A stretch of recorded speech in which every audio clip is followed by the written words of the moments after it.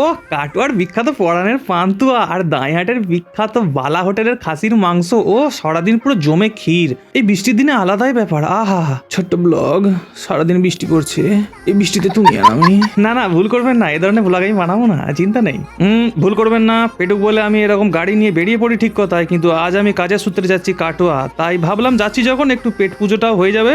তো আজ একটা ভাই মুর্শিদাবাদ থেকে আসছে আমার কাছ থেকে একটি ফ্ল্যাশ কিনতে। তো বেচারা অত দূর থেকে ট্রেনে করে আসবে, বলো দাদা তুমি কাটোয়া অব্দি একটু এগিয়েছো, তাই সেই উদ্দেশ্যেই যাচ্ছি আমি কাটোয়া অব্দি আজকে। এমনিতেই আমি কোথাও বেরোলে বৃষ্টি আমার তো পেছু ছাড়ে না, সারাদিন বৃষ্টি হয়েই যাবে, আজও তার কিন্তু ব্যতিক্রম নয়। যখনই যেখানেই যাই আমার ব্যাগে সমস্ত জিনিসপত্র থাকে, বুঝতে পেরেছেন, রেনিকোটটাও ছিল, পরে নিলাম, বৃষ্টি তো এখনই শুরু হবে, এই তো দেখুন শুরু হয়ে গেল বলে এই যে টপাস করে নিলাম। এবার চলো, এবার যত জোরেই বৃষ্টি পড়ুক আর কোনো অসুবিধা নেই। বাপরে বাপ, বৃষ্টি দেখেছে, রেনকোট মানছে না, প্যান্ট ভিজে গেছে, পেছনটা আমার পুরো স্যাঁত স্যাঁত করছে। আমাদের পূর্ব বর্ধমানের চাষিদের জন্য একটা বিরাট ব্যাপার, এই বৃষ্টিটা তাদের প্রচুর কাজে লাগবে, যেহেতু রুয়ার কাজ চলছে এখন। আহা, দেখেছেন কথা বলতে বলতে কখন ফ্ল্যাশটা টুক করে দিয়ে চলে এলাম কাটোয়া স্টেশনে, আপনারা টেরও পেলেন না। তো চলুন কাজ কমপ্লিট, এবার যাবো পরানের পান্তুয়া খেতে। পরান যাই জ্বলিয়া রে, পরান যাই জ্বলিয়া রে।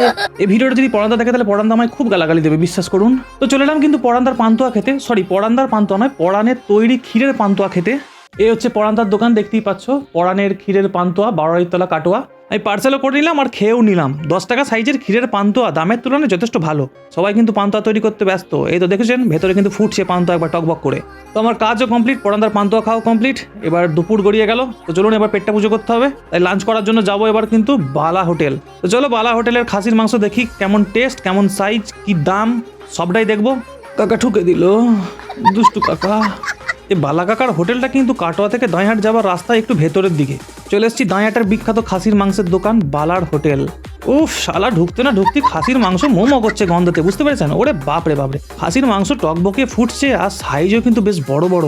কাকে জিজ্ঞাসা করতে না করতেই বললো 90 টাকা পিস, বসে পড়ো ভেতরে খেতে। আমি কাকা বললাম কাকা 2 পিস দাও আর একটা প্লেট ভাত দাও। এখানে সবজি ভাত কিন্তু 60 টাকা, খাসির মাংস 90 টাকা পিস।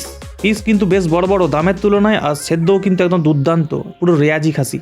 না সত্যিই কিন্তু খাসির মাংসের টেস্ট কিন্তু দুর্দান্ত। আমি গন্ধ শুনেই বুঝতে পেরেছেন এই পেটুক মানুষ, গন্ধ শুকিয়ে যখন বুঝতে পেরেছি তাহলে টেস্টও দুর্দান্তই হবে।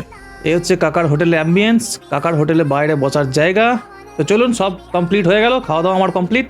এই হচ্ছে কাকার হোটেলটা, বাইরে থেকে দেখতে ঠিক এরকম লাগছে, দেখতেই পাচ্ছ। তো চলো খাওয়া দাওয়া কমপ্লিট, এবার চলো বাড়ির উদ্দেশ্যে রওনা। টাটা, দেখা হচ্ছে পরের কোনো ভিডিও, আজকের মতো এটুকুই।